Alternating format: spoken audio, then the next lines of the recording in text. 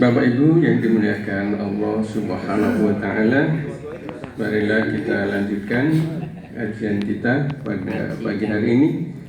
Namun sebelumnya beberapa kursi di depan masih kosong.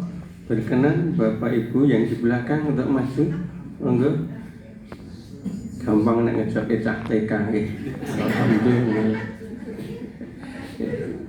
Selanjutnya kajian pada pagi hari ini insya Allah akan disampaikan oleh Ustaz Husnain. Kepada beliau kami persilahkan. Monggo Pak. Assalamualaikum warahmatullahi wabarakatuh. Alhamdulillah rabbil alamin wa bihi nasta'in ala umuri dunya waddin wa ba'du.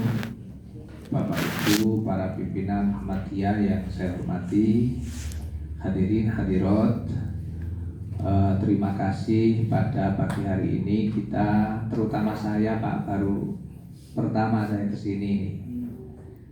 Jadi aslinya saya itu dari Lamongan Pak, Jawa Timur.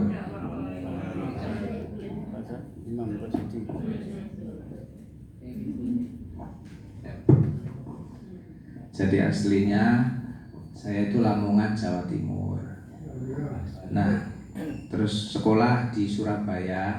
Itu kalau Lamongan dari sini sekitar 7 jam Pak, kalau naik mobil. Kalau macet ya, tapi nggak macet karena tolnya lancar. Terus sekolah di Surabaya S1, terus nanti akhirnya saya sekolah di Kuala Lumpur Pak sampai S3. Nah waktu itu saya tinggal di Malaysia sambil S3 itu, sambil juga anak-anak sekolah di sana. Anak saya itu sampai lulus SD, sekarang mondok di MBS Pleret. Istri juga tinggal di Kuala Lumpur waktu itu sambil ngajar. Bapak Ibu, Muhammadiyah itu ada di 27 negara.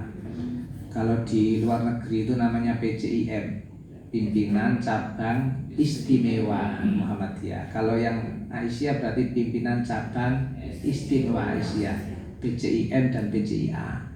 Nah di Malaysia itu satu di antara 27 itu yang jumlah anggotanya ini banyak Pak, karena memang militan. Rata-rata orang Jawa Timur itu besar Pak di sana itu. Nah saya waktu tinggal di sana itu ya sempat sering ceramah-ceramah dan gabung karena memang besar. Ini kalau ada orang pas di tahun itu kok nggak kenal saya, berarti nggak aktif di Muhammadiyah itu. Nah sekarang juga masih ada Pak, punya TK, punya TPA, termasuk Muhammadiyah di Malaysia itu punya rumah makan Pak. PP beberapa kali ke sana, termasuk Pak Haidar dan 17 PP dulu pernah. Nah saya di situ sampai saya lulus S3, kemudian saya kembali ke Indonesia terus mengabdi di UII, Universitas Islam Indonesia. Saya ngajar mahasiswa S2, dan kalau di luar itu juga ngajar di S1, cuman home base saya di S2, jadi ngajar mahasiswa S2. Beberapa kali juga uji mahasiswa doktor. Ada juga yang ketua PCM Bantul siapa gitu ya, saya lupa namanya, itu ujian dokter, itu juga saya termasuk yang menguji itu Pak. Mungkin ya usianya sekitar 50-an. Iya, mungkin. Tapi beliau kayaknya nggak tahu kalau saya juga orang Muhammadiyah. Nah, kebetulan saya di Majelis Tarjih dan Tajdid Pimpinan Wilayah Muhammadiyah Jogja. Nah, kalau di Pakem saya ketua Majelis Tablignya Pak. Kalau di Pakem. Nah, sekarang diundang ke Gamping. Ternyata dari Pakem ke Gamping itu jauh. Terus jalannya nikung-nikung Pak. Nah itu perkenalan saya. Bapak Ibu, di semua kajian saya nanti saya ingin di akhir ada tanya jawab, supaya pengajian ini jadi ilmu bagi saya dan bagi semua. Di Moyudan pernah banyak banget jumlahnya, di kelurahan juga saya buka tanya jawab. Besoknya saya di WA sama Pak Haidar, oh, bagus Mas gitu. Jadi kalau tanya jawab itu ada ilmu gitu Pak G. Nah ini kesempatan yang singkat ini, mari kita kaji Pak tentang Al-Quran. Tadi kan diawali dengan membaca Al-Quran gitu. secara umum Pak, interaksinya orang Islam terhadap Al-Quran itu ada 4 macam. Enggak apa-apa.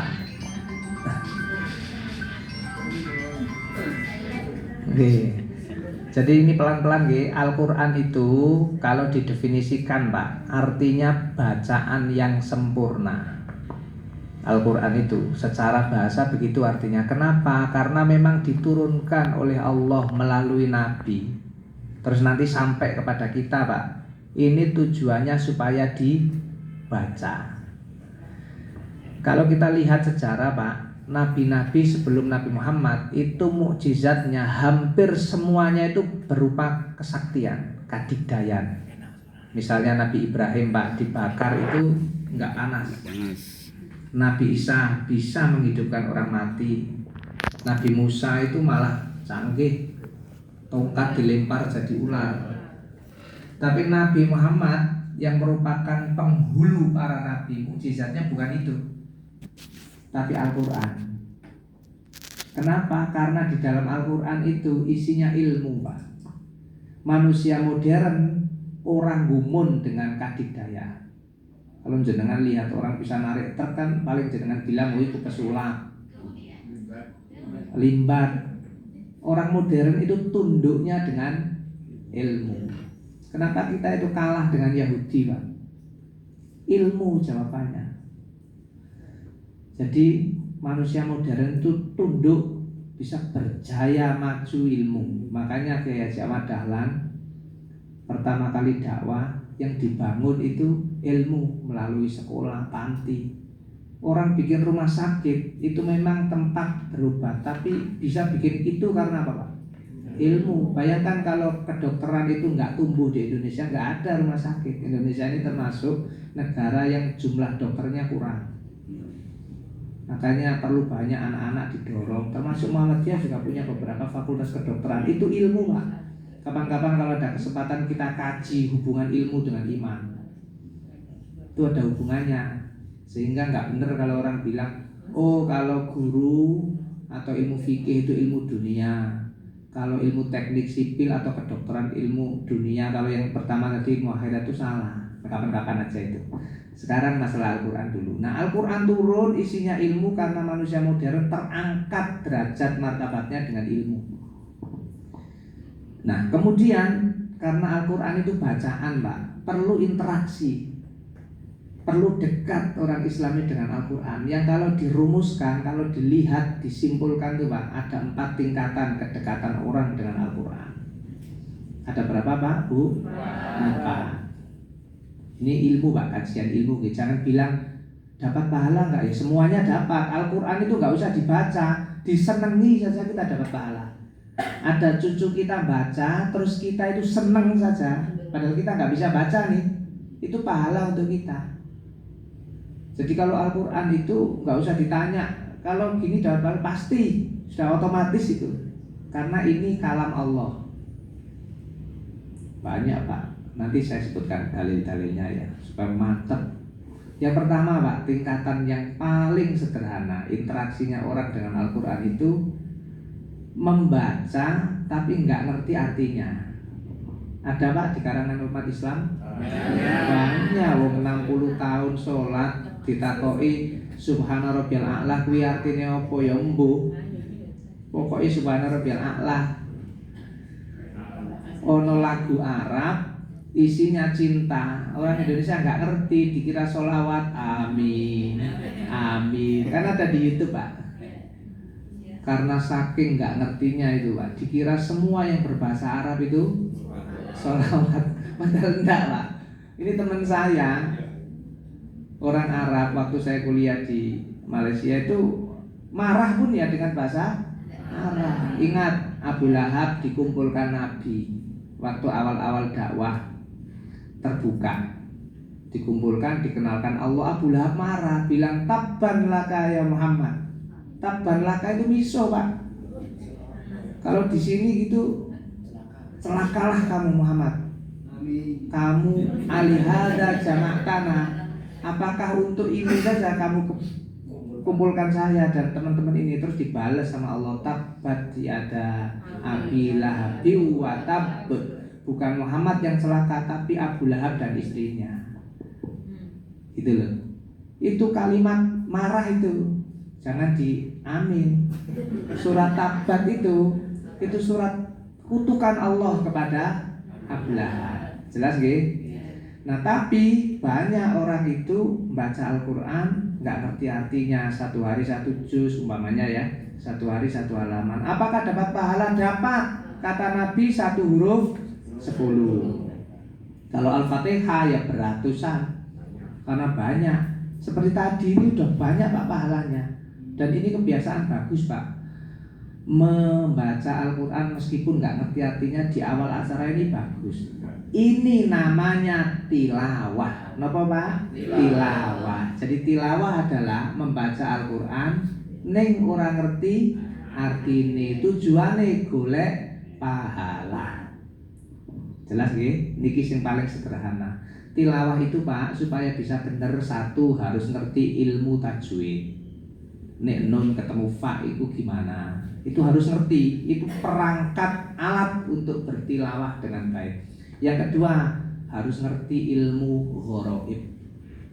Sing aneh-aneh kuwi Pak, majroha dibaca majreha, bi'sal ismu dibaca bi'sal ismu. Koyo ngono-ngono kuwi harus ngerti. Terus makhorijul huruf. Makhorijul huruf cara buka mulut untuk mengeluarkan suara huruf. Kho, Allah, harus bisa itu. Allah, subhanallah. Jadi lidahnya disodok ke gigi atas belakang ini. Allah. Nah gitu. Itu namanya apa Pak? Makhorijul huruf. Iku nek wong ora Islam ora ngerti. Orang luar itu bilang subhanallah, subhanallah, karena nggak bisa. Itu lidah lafzul jalalah seperti Allah itu hanya orang Islam. Siapa yang ngasih tahu kalau Tuhan kita namanya Allah? Ya Allah sendiri. Qul huwallahu ahad.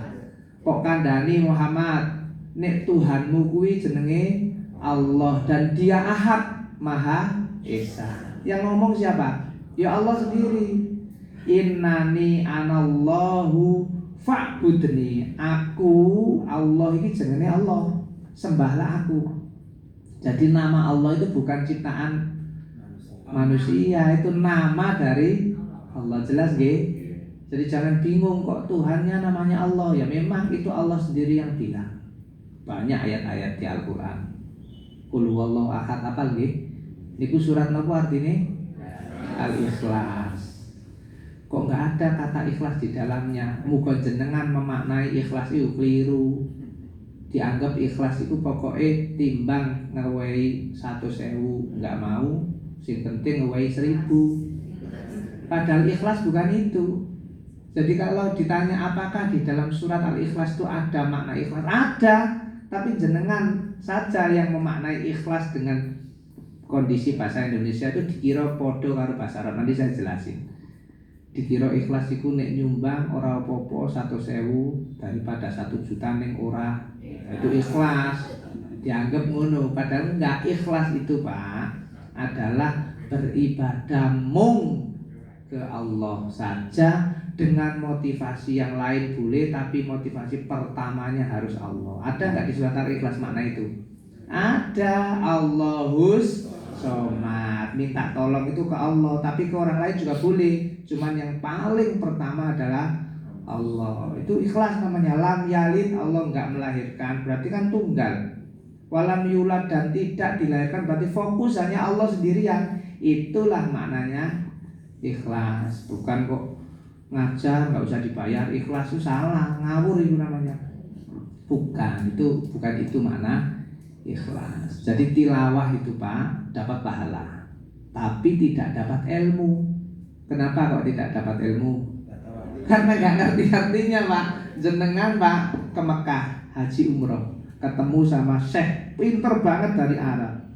Terus jenengan tanya, Syekh kemana jalan menuju hotel saya ini? Saya bingung. Terus Syekhnya jawab dengan bahasa Arab. Jenengan paham?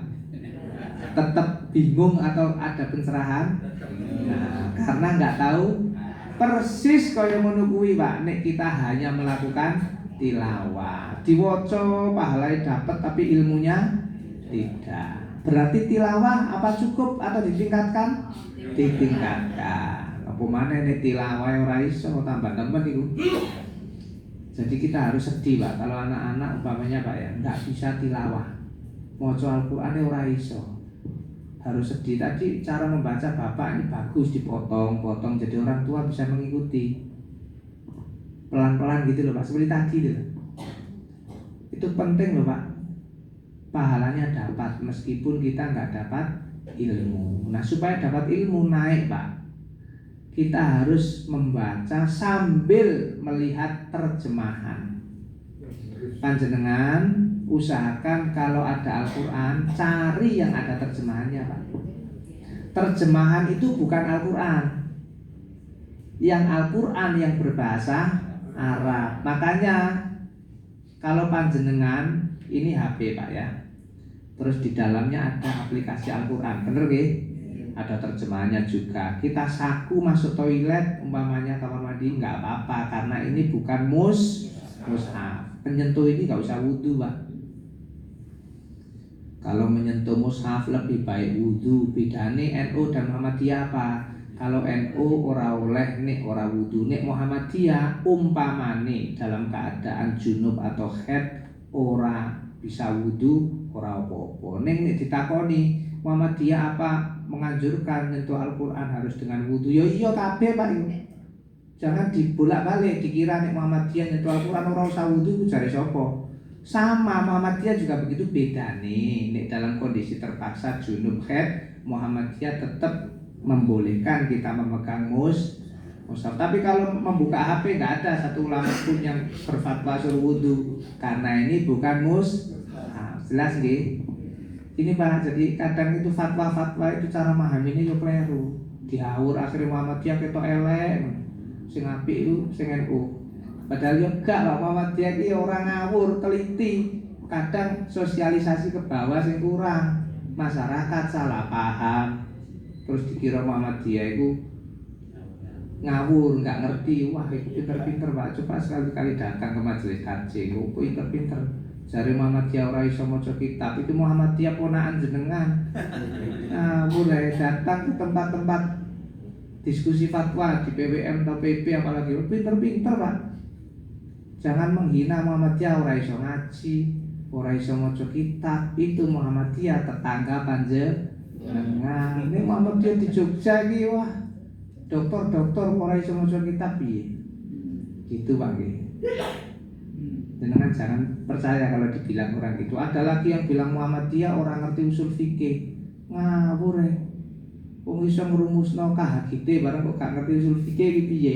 KHGT itu ora ono di dalam hadis, itu ijtihad Muhammadiyah. Ijtihad dengan apa itu? Dengan usul fikih. Nanti lahir produk hukum. Produk hukum kuwi jenenge fikih. Kok ora ngerti usul fikih piye? Doktore banyak Pak di Muhammadiyah ini. Itu kan ada yang suka menghina gitu Pak biasanya Pak ya. Di YouTube dulu Pak. Itu kurang ketemu Muhammadiyah yang macan-macan itu. Ahli debat-debat itu. Banyak Pak. Cuma Muhammadiyah ini orang seneng debat. Yang penting bangun BCM. Kayak apa debat? Ono sing debat Habib gak mari-mari itu pasti bukan Muhammadiyah. Muhammadiyah orang penting iki. Bah kuwi Habib ora Habib pokoknya bodoh ya ora dikanggo. Dua, membaca dengan mengerti terjemahan itu namanya qiraah. Apa Pak? Qiraah. Jadi kalau ada pengantin diawali ngaji di awal itu namanya apa Pak? Tilawah atau qiraah? Tilawah. Yang tadi kita awalinya tadi apa? Tilawah. Kalau qiraah itu dengan melihat terjemahannya. Jelas Pak nggih? Mesti bisa niki kita tahu kerungu diterang ngeten niki. Memang Pak, kadang orang mendekati agama itu jarang yang dengan ilmu Pak. Makanya nek wong ora ngerti hisab bid'ah, KHGT bid'ah, jan ora pinter. Nek Muhammadiyah ya ora bid'ah, iku perkembangan ilmu. Pesawat bid'ah apa Pak? Nah, Nabi dulu nggak pernah naik pesawat. Nah, nanti kapan-kapan dijelaskan aqsamus sunnah an-nabawiyah. Penjelasan-penjelasan sing disebut sunnah ki opo. Nanti kalau belajar itu ngerti, pikirannya tercerahkan. Lah iku ya Muhammadiyah, Pak, sing ngene iku. Dianggap Muhammadiyah gak iso maca kitab ngarang ae. Buku jenengan kalau baca buku terawih, Pak, tebel sekitar 400 halaman, ditulis oleh Profesor Samsul Anwar. Tahu nggih? Ya harus tahu, Pak. Itu ulama kita. Itu menjelaskan sejarah terawih dari berbagai tinjauan sampai perdebatan 11 dan 23 itu piye sejatine iku jelas, Pak. Nek ora wong pinter ora iso, Pak, nulis gitu. Saya ini nulis puluhan buku, Pak. Sejak dulu saya tahun 2006 kuliah S1 saya udah nulis. Sampai sekarang saya masih nulis tetap di Suara Muhammadiyah. Buku saya banyak. Saya saja kagum baca buku itu. Berarti saya nulis ki mesti wong pinter. Terus ada lagi ketua umum kita Pak Haidar Semerap ki wong pinter, Pak. Sosiologi matang betul. Keulamaannya di bidang yang ditekuni enggak diragukan. Orang Muhammadiyah pinter, Pak. Banyak yang pinter dan nanti kalau tak sebutkan malah enggak jadi ceramah. Yang kedua ini qiraah. Kalau orang membaca Al-Quran umpamanya panjenengan Bapak Ibu membaca satu lembar, satu halaman umpamanya, atau bahkan setengah juz, usahakan Pak ada 1-2 halaman yang sambil dilihat terjemahannya. Kayak Ahmad Dahlan, Pak, dulu kalau membaca Al-Quran itu dilihat, Pak, maknanya. Terus dicari, ini perintah atau larangan? Kalau perintah, sudahkah saya melakukan? Kalau ini larangan, sudahkah saya meninggalkan? Itu penting, Pak. Cari Al-Quran, minta tolong anak atau cucu belikan Al-Quran sing ono terjemahan ini. Nah nanti terjemahan saja nggak cukup, Pak, karena di dalam Al-Quran ora kabeh ayat kuwi langsung bisa dipahami. Artinya tak kasih contoh, Pak, ya. Ono ayat al-fitnatu asyaddu minal qatl. Terjemahannya dia fitnah itu lebih kejam dari pembunuhan. Terus dianggap nek al-fitnatu dalam ayat itu maknanya podo karo fitnah dalam bahasa Indonesia. Berarti memfitnah orang itu lebih kejam daripada pembunuhan. Ya salah. Al-fitnatu dalam bahasa Arab beda artinya karo fitnah dalam bahasa Indonesia. Fitnah dalam bahasa Indonesia ini saya menuduh panjenengan mencuri padahal tidak. Kalau al-fitnah bukan itu, Pak. Berarti cukup tidak, Pak, membaca terjemahan? Tidak cukup. Ada lagi ayat, Pak, viral. Nabi Ibrahim melihat bintang, dikira Tuhan. Leres nggih? Tuhannya tenggelam, oh ini pasti bukan. Melihat bulan, matahari juga sama, dikira Tuhan, kok tenggelam? Oh ini semuanya analau hibbul afilin. Pasti kabeh iki bukan Tuhan. Dikira Nabi Ibrahim mencari Tuhan. Koyok Deddy Mizwar tiap Ramadan, Pak. Itu jawabannya ada di kitab tafsir. Ayat itu apa maknanya? Apakah Ibrahim mencari Tuhan atau apa? Bukan ternyata. Oleh karena itu qiraah saja nggak cukup, harus ditingkatkan menjadi tadarus. Apa, Pak? Tadarus itu membaca Al-Quran dengan melihat terjemahan, bahkan meneliti tafsirnya. Al-fitnatu dalam ayat kemang opo to jane artine. Terus ono ayat mana innallaha la yughayyiru ma biqaumin hatta yughayyiru ma bi anfusihim. Opo iki bener maknai kalau kamu ingin kaya ya bekerja, kalau kamu ingin pinter ya belajar. Opo itu? Nah itu harus kita melihat tafsir. Nah mengaji dengan membuka tafsir namanya apa, Pak? Tadarus. Nah Ramadan ini kita sebenarnya melakukan apa, Pak? Tadarus kan kita tilawah gitu nggih. Jangan marah, Pak, kita itu masih statusnya apa? Tilawah. Ini tadarus ki mantep, Pak. Tadarus ada diskusi. Kalau ada yang Muhammadiyah kan biasanya mengadakan tadarus pemikiran, ono sing presentasi, disimak pakar, dikomentari tafsir yopo. Muhammadiyah ini kan punya tafsir gitu, semerap gitu dengan ini. Tafsir At-Tanwir yang terbit itu jilid 1 sampai 2. Nanti yang jilid 19 saya termasuk yang ikut nulis, Pak. Jadi dikumpulkan ahli-ahli terus disuruh nulis. Itu dibaca, Pak. Tafsir At-Tanwir itu tafsir yang berbahasa Indonesia, produk Muhammadiyah. Nah, ngaji sambil maca tafsir At-Tanwir napa namanya niku, Tadarus. Kalau begitu Pak, sebagian kita orang Islam sebenarnya belum tadarus, bener nggih? Baru tingkat tilawah. Tilawahnya wis luar biasa iku ono sing Ramadan ora tilawah blas. Cara ngeceknya piye gampang Pak, jenengan nanti pulang dibuka. Iki Ramadan wis hari ke 22. Terus jusnya jenengan jus berapa? Nanti kalau jus 3 berarti jenengan ora tahu ngaji. Tapi nek tilawah wis jus 22 apalagi lebih berarti tilawah jenengan mantap. Nek tilawah saja ora apa meneh qiraat dan tadarus tambah ora. Wong ada orang Pak ya, ceramah itu bahkan Pak. Wis jelas ceramah itu kan nyampe no ilmu. Kadang ora sinau Pak. Akhirnya ditanya keliru. Padahal harusnya kalau membawakan ayat ke atas mimbar ini harus sudah dilihat. Minimal ayat yang dibawa harus paham. Nek gak mau ngawur jawabannya. Kayak iku mau al-fitnatu lebih kejam dari pembunuhan. Iki opo wae. Saya kadang kalau lihat gitu iki ora sinau paling bapak iki. Atau enggak pernah sinau tapi dengar-dengar terus disampaikan lagi. Gitu nggih. Ini mama dia ya ono ngene Pak. Iya pula ono bes akhirnya muncul hisab bid'ah bareng mau ora sinau iki. Ora sinau kuliah ya ora dhuwur diwawur sama cerita cik kon tobat kabeh. Soale gawe iki hisab kowe kahite tambah kafir, Pak. Iku kritike wong padahal kritik itu tidak ke Muhammadiyah, Pak. Itu sangat tekun terhadap akidah. Muhammadiyah itu hanya menerima hadis yang sahih dan hasan, liyane ora. Itu disebut sunnah maqbulah. Makanya kenapa tarawih kok 11 rakaat? Karena itu hadis dari Aisyah. Senajan umpamane ono ijma sahabat 23 rakaat, ijma ki mundur nek ono hadis. Paham maksudnya Pak? Pendapat sahabat ini nyingkrih Pak. Apa maneh pendapat ulama kalah statusnya dengan hadis. Iku Muhammadiyah lho Pak. Ora peduli kon mazhab apa, pokoke ora cocok karo sunnah buang. Iku jenenge sunnah maqbulah. Pernah dengar nggih Pak nggih? Nah, itu Muhammadiyah. Itu pun nanti dilihat dengan 3 pendekatan Pak di Muhammadiyah. Bayani dalile piye, kuat apa ora. Ngene wis dalil kuat diteropong dengan ilmu namanya burhani. Ilmune piye cocok ora. Salat jamaah iki sunnah muakkadah, tapi ning ono Covid menjadi haram karena ada ilmu yang membahayakan kalau kita berkumpul. Ini namanya burhani Pak. Ora cukup iki diteropong meneh nggih irfani. Irfan iki batin.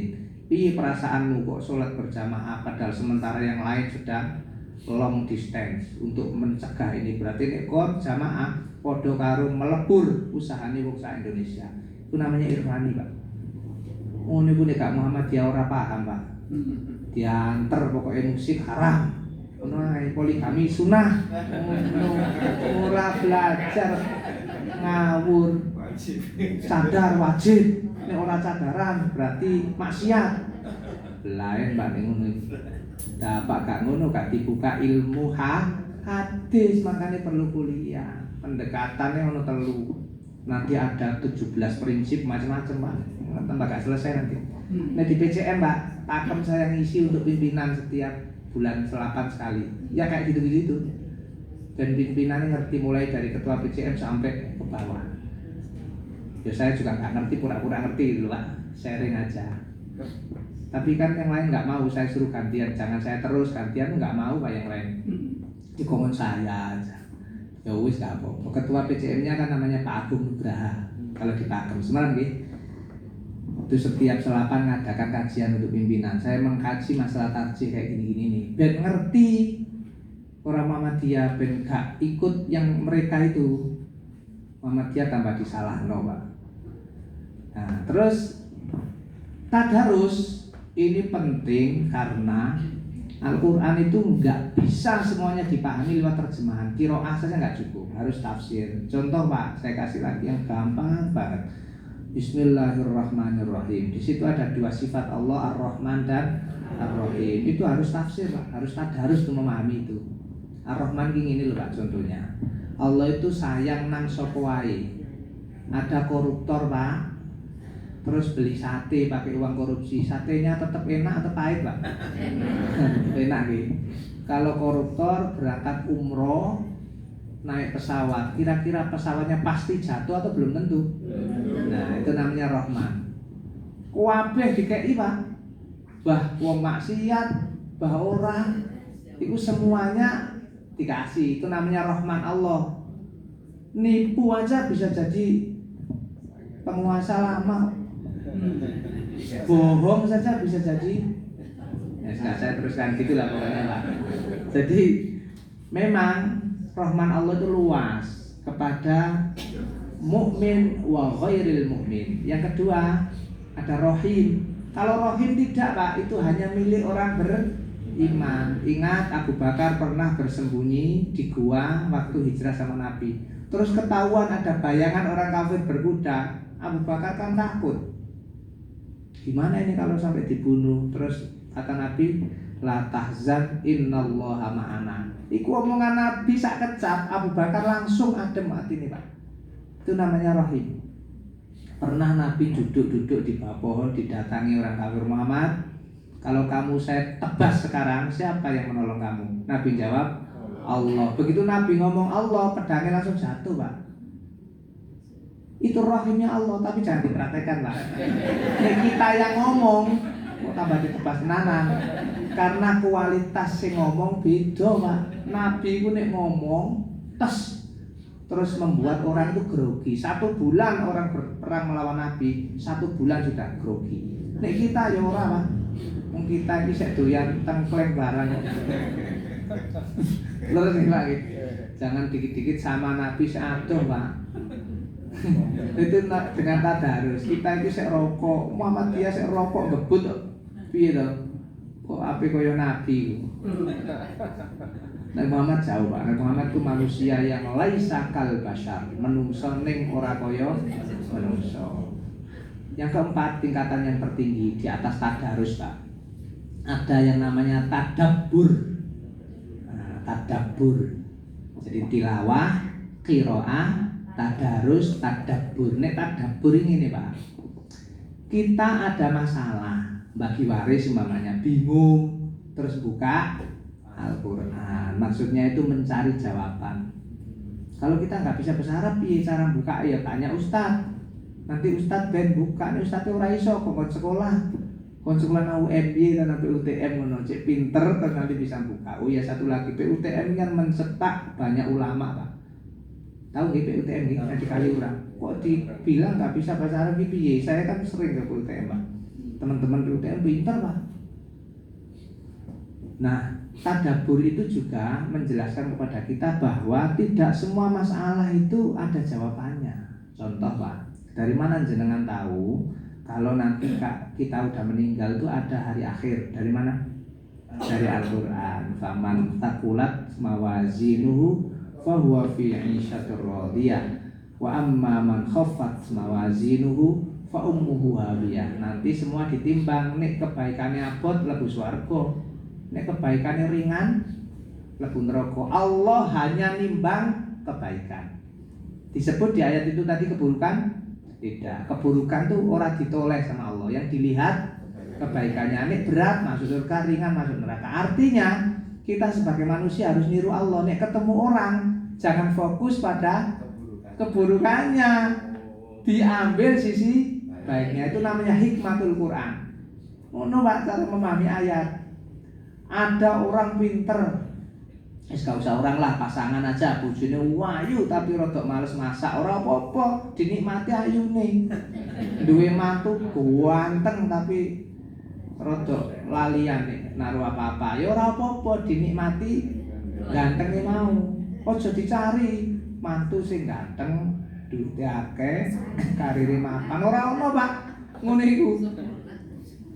Nabi yang sukses gemilang itu Muhammad Rasulullah SAW. Yang lain enggak Pak. Banyak Nabi yang menderita sepanjang hidup. Contohnya Nabi Ayub, contohnya Nabi Yakub, Nabi Isa itu malah kurung nikah wis diuber-uber, dikejar-kejar. Jangan disamakan semua dengan Nabi Muhammad. Itu Nabi paling sukses. Apalagi kita manusia. Ya ada ini Ayu tapi sodok gak nyambung dijak omong. Wajar. Bener ya Pak. Tadi pagi itu Pak saya itu ngimami ada orang jatuh jebrok ke ibu-ibu. Terus kata yang lain, wah ini aku sudah sering Pak langganan jatuh emang. Maksudnya nggawa motor gitu Pak, terus sering gitu. Jadi orang itu sampai hafal kalau jatuh ya kasihan juga. Tapi kan memang itu faktanya gitu loh. Ada orang ganteng tapi duitnya ora pate akeh, dicari baiknya, oh ora oke duitnya tapi soleh, setia. Setia itu mahal Pak. Ini oke duitnya tambah. Jadi jangan cari buruknya. Sama dengan Allah dari fa'amma man thaqulat mawazinu, yang ditimbang beratnya itu kebaikannya. Kalau dalam hidup ya gini, lebih baik gajinya 15 juta tapi bersyukur daripada 2 juta mengeluh terus. Itu menderita Pak, meskipun gaji jenengan 2 juta tapi kalau mengeluh saja itu enggak bahagia. Lebih baik 15 meskipun enggak mengeluh. Sama dulu ketika saya kuliah di Malaysia Pak, saya bilang ke istri saya, ini seharusnya nanti kalau udah lulus doktor pulang aja, nggak tahu nanti di mana kita mengabdi. Karena menurut saya lebih baik hujan air di negeri sendiri daripada hujan batu di Malaysia. Gitu. Paribasa itu harus gitu Pak, jangan dibolak-balik. Jangan lebih baik hujan batu, wah batu temenan nanti. Kemarin hujan es loh, itu aja kita panik kan, apalagi hujan emas. Kan sering kita bilang gitu, lebih baik hujan emas daripada hujan batu. Tapi di negeri piye, saya juga bingung kok hujan emas gitu loh Pak. Hujan emas itu sakit Pak. Yang benar lebih baik hujan air di Indonesia daripada hujan batu di Malaysia gitu. Lebih baik gaji 15 juta enggak apa-apa, yang penting kita bersyukur, daripada 2 juta tapi kita mengeluh. Wih, jadi ada 4 tak nggih? Apa? Tilawah, qiraah, tadarus, tadabbur. Minimal Pak, monggo kita melaksanakan qiraah. Kalau misalnya nggak bisa tadabbur, nggak bisa tadarus karena itu level tinggi. Tadarusnya gimana? Ya datang ke pengajian. Kalau pengajiannya itu memang berbasis ilmu, insya Allah dapat ilmu Pak. Nah kita cukup hanya ngaji sambil lihat terjemahan saja. Pelan-pelan Pak, misalnya dalikal kita pula roiba fihi dipelirik terjemahannya apa ya iki ya. Nah, itu namanya qiraah. Monggo barangkali ada yang ingin ditanyakan dulu. Kalau melihat jam 8 kan masih ada 7 menit silakan. Bapak Ibu.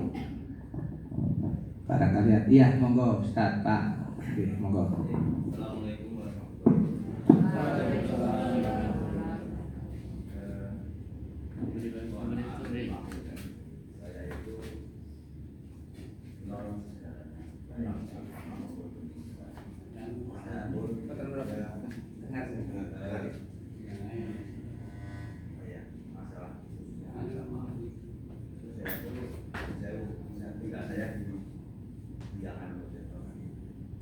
Saya itu karena jemaahnya itu macam-macam, ada yang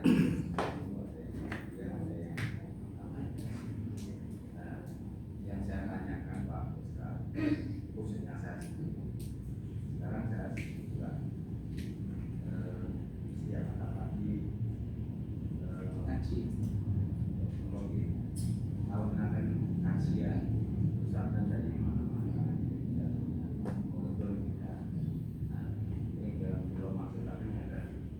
Apakah seperti saya ini kita bisa Ustaz bilang ini khususnya mungkin Muhammadiyah. Nah, saya juga setelah mengerti ya, baik di BCM ini ada kajian, saya ikut. Sebelumnya saya ngerti ilmu-ilmu ya, tapi mungkin ya kalau Muhammadiyah yang sering hadir mungkin yang sebabnya yang tidak sokeh apalagi istilahnya. Itu saya dengar juga dari di UK itu juga banyak yang secara umum secara Islam banyak yang tidak ada hadisnya untuk atau mana istilahnya. Nah tapi itu artinya baik ya, adanya itu baik. Ya, secara umum sampai sekarang pun di jamaah saya semuanya ada yang bahagia, ada yang itu ada yang masalah. Itu setuju. Untuk mengatasi khususnya saya setuju supaya menghindar dari yang nah itu tidak dilakukan, tapi itu jamaah itu sudah mengkritisi itu.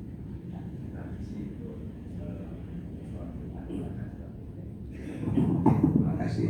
Salam. Pak, masalah di dunia itu ada dua, dirumuskan ulama, ada wilayah akidah dan ibadah, ya. Yang kedua ada muamalah, atau kalau bahasanya Muhammadiyah itu ada ibadah mahdhoh, ada ibadah muamalah. Kalau ibadah mahdhoh, tauhid, akidah, itu harus dari Al-Quran hadis. Kalau tidak, jangan. Tapi kalau yang muamalah ini boleh dari apa saja, Pak, bebas, nggak harus hadis. Nah, kita ada sebagian masyarakat tuh memang kadang yang termasuk ibadah pun opo jari ustad, opo jari kiai ini kadang-kadang. Itu cara menjelaskannya, jangan dipotong kompas, Pak. Saya juga banyak undangan, saya itu bahkan ngaji rutin di Jamaah NU, Pak. Saya juga heran kok bisa ngerti saya ini majelis caranya. Kalau jenengan menyampaikan kebenaran, itu jangan sebut yang dilakukan itu dan jenengan kritik langsung, jangan.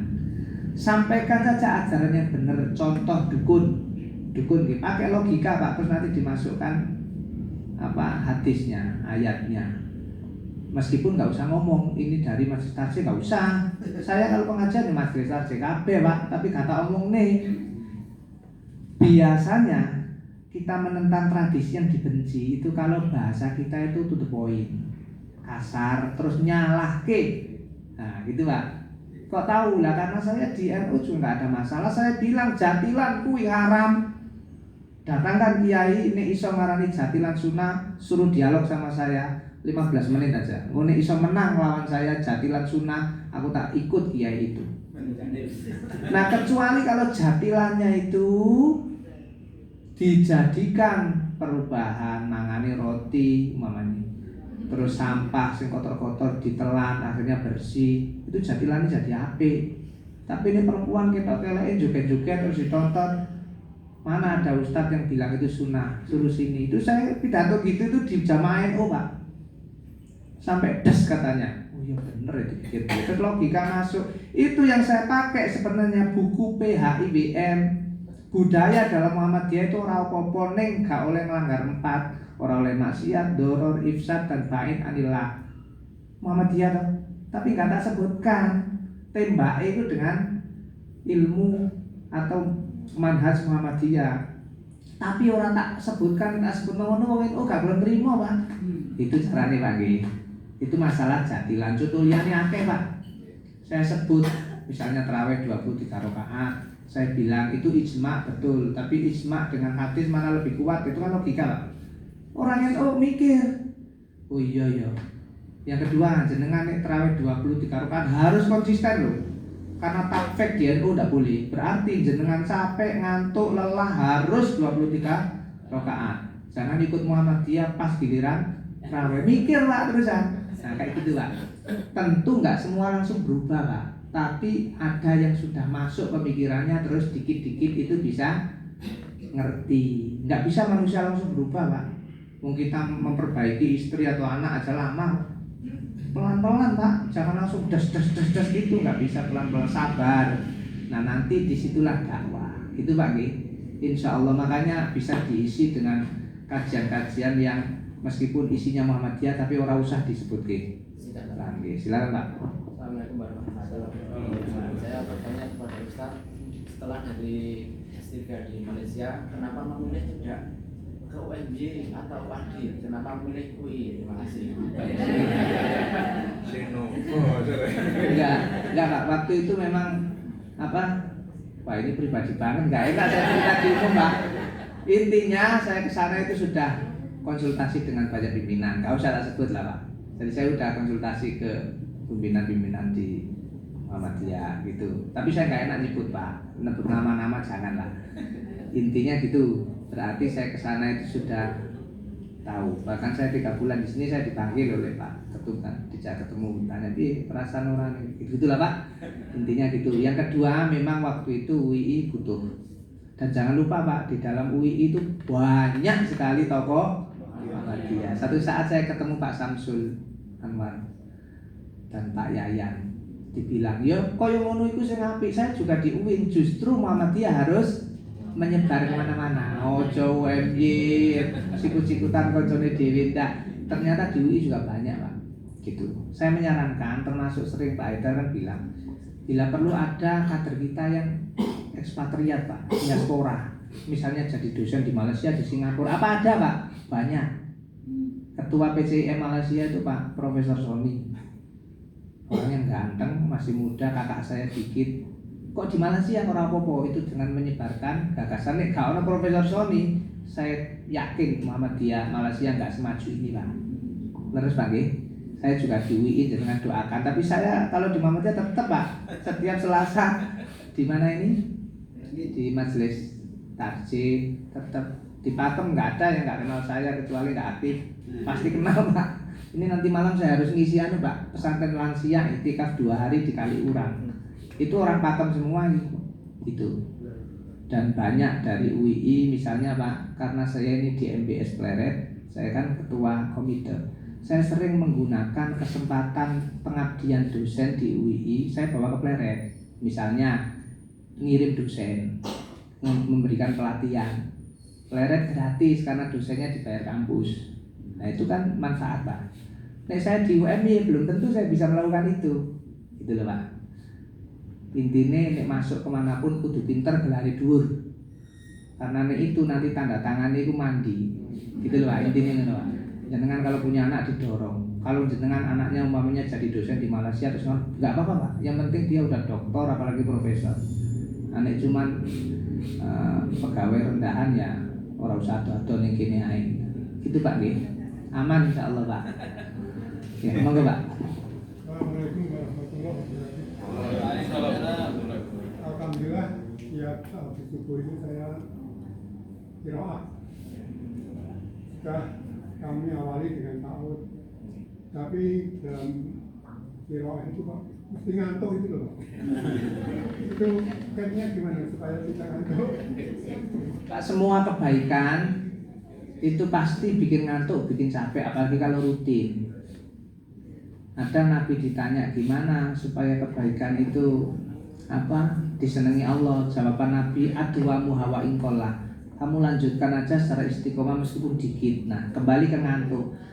Saya kebetulan kalau baca nggak ngantuk Pak. Saya itu yang kalau ngantuk itu zikir. Zikir itu saya ngantuk. Nah, nanti panjenengan bisa mensiasati umpamanya Pak. Saya itu sengantuk-ngantuknya harus selesai setengah juz sekali duduk. Caranya, jenengan misalnya 2 halaman ya monggo. Berarti jangan pernah dituruti ngantuknya itu sebelum target tercapai. Gitu Pak, itu triknya. Misalnya saya ini gampang ngantuk kalau zikir, tapi saya usahakan seluruh doa yang ada itu selesai dulu baru saya ngantuk, boleh tidur. Jangan setiap ngantuk dituruti, baru dapat 1 halaman ngantuk dituruti. Jangan, tapi kita bikin target Pak. Seperti saya Pak, setiap hari saya nulis di Facebook. Setiap hari. Ini kalau jenengan lihat Facebook saya ini Ramadan sampai renungan ke-21 karena 22 belum nulis. Secapek apapun target nulis harus terpenuhi. Nah kalau begitu nanti kita tidur atau ngantuk itu puas. Meskipun ngantuk ternyata udah dapat 2 halaman. Ya monggo targetnya panjenengan. Biasanya berapa halaman Pak? Oh 1 lembar itu bagus Pak, nggak apa-apa, orang tua soalnya nggak apa-apa Pak. Berarti jenengan boleh ngantuk tapi jangan sampai kurang dari 1 lembar. Itu Pak caranya. Manusia semua sama Pak, saya juga iya. Ceramah terus gini Pak, saya kan jadwal dari subuh tadi terus sampai juga kadang Pak, apalagi jauh. Tapi kadang saya pikirkan barangkali ada 1-2 orang yang mendapatkan manfaat dari omongan saya dapat pahala. Tadi pagi saya ditanya Pak, boleh enggak Ustadz kalau sholat qobliyah subuh 2 rakaat yang pahalanya besar itu karena saya telat saya kerjakan setelah subuh, boleh enggak? Saya bilang gini, ada Ustadz atau pendapat yang boleh, tapi karena saya takut menjawab itu, saya lebih cenderung kalau bisa sebelumnya. Meskipun ada pendapat yang membolehkan, karena saya belum nemu dalilnya. Saya khawatir kalau saya jawab boleh dengan mantap Pak, ternyata keliru karena dalilnya itu nggak begitu. Nanti saya dapat madorotnya. Kalau saya gitu Pak, saya cari yang aman. Rokok itu kalau saya dicari makruh atau haram, orang kan berdebat. Saya jawab, baik makruh maupun haram itu berada di kolam larangan. Larangan itu ada dua, tingkatan makruh dan haram. Jadi rokok itu mau ambil hukum yang mana saja itu berada di larangan. Tetap bedanya ning makruh iki ora dosa, nek haram dosa. Saya nggak berani berpendapat koyo ustadz sing liyane. Misalnya rokok ora apa-apa, saya nggak berani, Pak. Karena bunyi dalilnya nggak gitu loh, Pak. Diarani orang pemberani nggak apa-apa. Karena saya takut nanti kalau ada yang ngamalkan menurut ustadz ini rokok itu boleh, bagus, wah. Cuman pernah saya jawab Pak sekali memang. Saya ditanya mantan lurah umur 75. Ditanya, Ustadz Rusnani gimana cara berhenti rokok? 75 Pak umurnya, mantan lurah. Memang saya jawab pernah sekali begini. Bapak merokok di rumah dimarahi enggak sama istrinya? Oh enggak. Sama anak? Enggak. Sama cucu? Enggak. Rokoknya apa Pak? Surya.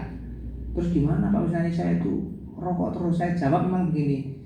Jenengan kan umur 75 Pak, nggak usah berhenti, gas saja karena tinggal sebentar. Terus orangnya ngakak-ngakak, memang betul Pak.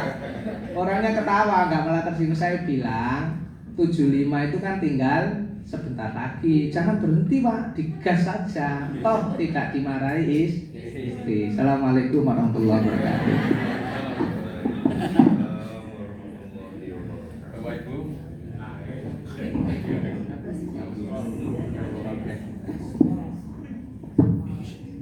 Bapak Ibu, Bapak Ibu, demikian kajian yang telah disampaikan oleh beliau Ustaz Rusnaini SPD MPDI BHD. Kemudian akan membawa kebaikan bagi kita. Nah, kita bacaan Al-Qur'annya tingkat mana udah kita nikmati sendiri-sendiri gitu. Ada yang level paling atas itu tilawah atas dari awalnya enggak. Nah, selanjutnya masalah mengatasi mantuk gitu. Sama ya Pak. Orang baris itu bualan ini orang boleh ngantek ini. Ngantek senam karo ligo itu. Wih, jemur itu orang. Insyaallah.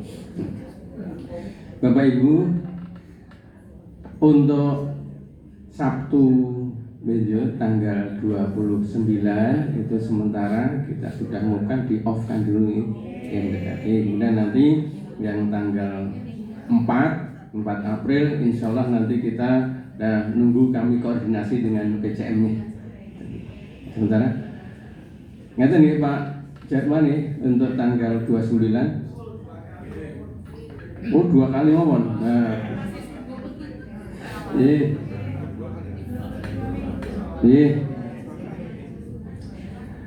untuk tanggal 29 dan 4 April kita off kan dulu monggo nanti tanggal 4 do ujung monggo entek-entek gedhe cilik no besok niku tanggal awal Syawal niku sing sugih cah cilik-cilik Bapak Ibu melarat nih nontek sae rata tekan Jepang sakuku rata itu seminggu ada nggak Pak Minggu?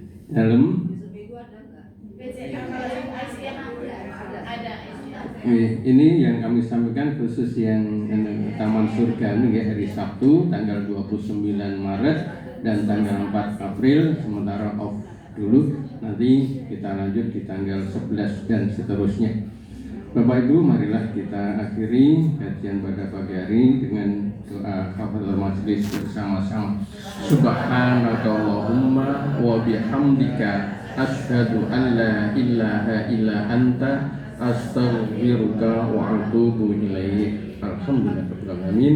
Assalamualaikum warahmatullahi wabarakatuh.